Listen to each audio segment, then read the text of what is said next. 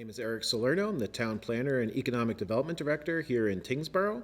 I'm here today to describe the 4 zoning amendments that are being presented for consideration at town meeting in May.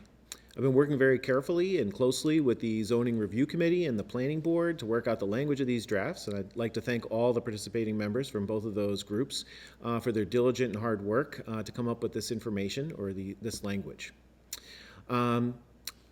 Before I begin, the language of these zoning amendments are available for review by the public on the town website on the Planning Board webpage under the section labeled Zoning Amendments Under Consideration. You can also receive copies at the clerk's office or by contacting my office over in the inspections department at the planning office. The first amendment that I'll be going over are split zone lots. This is an amendment that is a direct result from a recommendation from the master plan. The master plan recommended that the planning board or the zoning review committee evaluate how split zone lots can be addressed. It's not an uncommon occurrence among multiple municipalities and communities to have split zone lots, but in most cases they have some provisions in their zoning bylaw about how to address those scenarios, which provides some certainty and some clarity to property owners and businesses that might be considering certain types of development projects or proposals for land that currently falls under 2 districts. The area of town where this is most prominent is the northern portion of Middlesex Road, where a lot of lots are split between the B3 shopping, retail commercial district and the I1 industrial district. Essentially, what the Zoning Review Committee has come up with the assistance of the Barrett Planning Group, the consultant that the Zoning Review Committee is working with, is to propose a 25% expansion of the B3 retail district into the I1 district. So to illustrate, if you had a parcel that had a B3 district and an I1 industrial district on the same plot of land, the B3 district could expand into the I1 district by 25% of the area already occupied by the I1 district by right. What this signifies to the community is that it's a prioritization of the B3 retail and commercial uses in that district. The reason why the Zoning Review Committee considered that to be important is that the district that borders tax-free New Hampshire needs as much support as possible. This helps encourage retail and commercial development. The more complementary uses we have included in that district, the more it supports the other businesses that already exist there through increased foot traffic. This also was done in such a way that it's a one-way expansion. The industrial district cannot expand into the B3 district. And one of the reasons for that is in most scenarios, the land or parcels that are split zoned happen to have a much larger portion of them industrial versus B3. So by offering this expansion as an option, it didn't negatively impact the industrial potential of any of the parcels. This amendment also includes a provision for an application for an additional 25% expansion of the B3 district into the I1 portion of a parcel through the special permit process, which would be at the discretion of the planning board.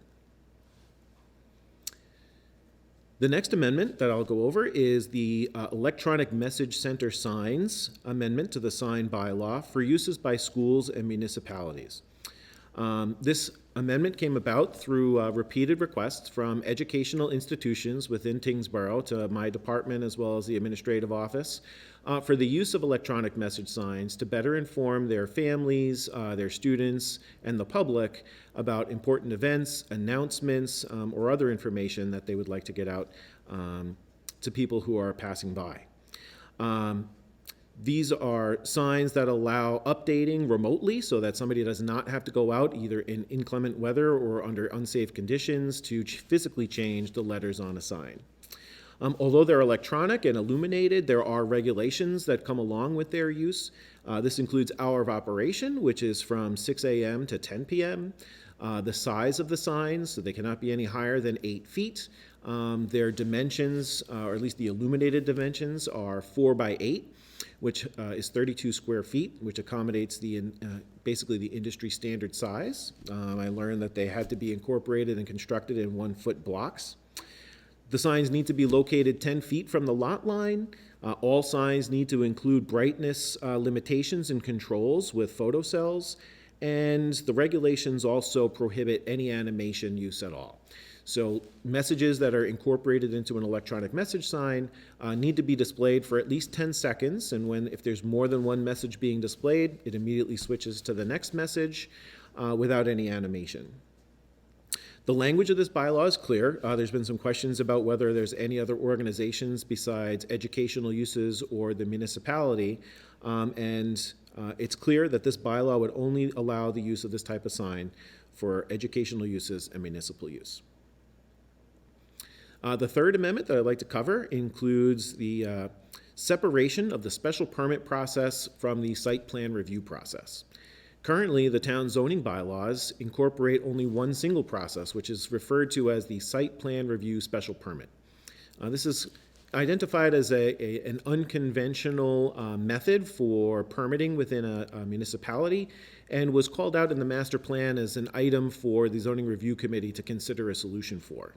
This helps provide some clarity to the business community as well as the planning board or any other special permit issuing authority about what uses are specifically welcomed in the town and going through a site plan review process versus other uses which might still be welcome but require more scrutiny and require a special permit. Special permit processes are regulated through the Chapter A portion of the Mass General Law and can be denied if a proposed project doesn't qualify after being measured against criteria that's set forth in the zoning bylaw for a planning board or a select board to consider. Site plan review, alternatively, is a process that is now defined with the draft that's being presented at town meeting that indicates exactly what criteria, what submission requirements there are, and for which uses the planning board can review how a site is used, how the traffic might flow, how pedestrian safety is affected, the ingress, egress, essentially what you might anticipate a site plan review to be part of. Site plan review uses are typically not there available for denial, but the authority would all fall within the planning board. Their authority and their control comes with conditions. So when they go through a project, a proposal for a site plan review, if there's something that is of concern, they can incorporate a condition that helps address that concern, and the applicant must comply in order to proceed with their building permits. This was let's see here. The Zoning Review Committee worked carefully with the Barrett Planning Group to develop procedures, criteria, some example conditions, as well as how to handle modifications to site plan reviews. In order to accomplish this, the Zoning Review Committee combed through the table of uses to help identify uses that might have required a special permit previously, but in order to convey a certain level of invitation for development, identified those uses as requiring a site plan review. Just some examples, but not limited to: professional offices that are more than 15,000 square feet in the B3 and I1 districts, commercial recreation and amusement uses, restaurants including fast food in certain districts, trade schools, trade shops in certain districts, and others. As I mentioned, the purpose of this whole process is to make the site plan review process to get development accomplished a little bit easier and a more friendly method for projects, while still providing plenty of oversight by the planning board. The complete list of those uses is available on the planning board website, again under the section labeled zoning amendments under consideration. You can also contact the clerk's office or my office at any time for questions or review of the language. And the fourth and final zoning amendment that's being proposed are some amendments and updates to the floodplain district bylaw. I've been working carefully with members of DCR, which is the Department of Conservation and Recreation, a state agency that works with FEMA to disseminate regulations and requirements to municipalities in order for them to remain compliant with the National Flood Insurance Program, or NFIP.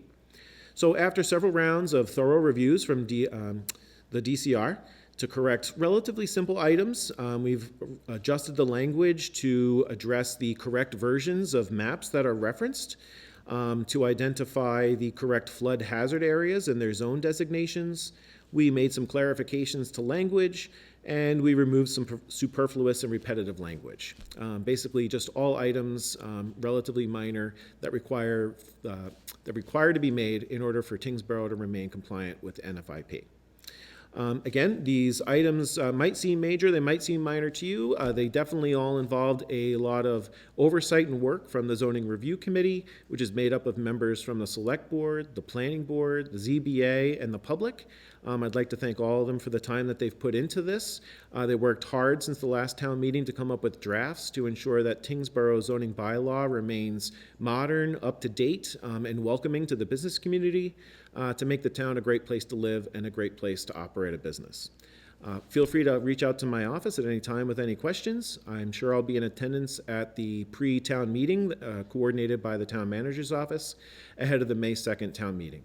Thanks very much.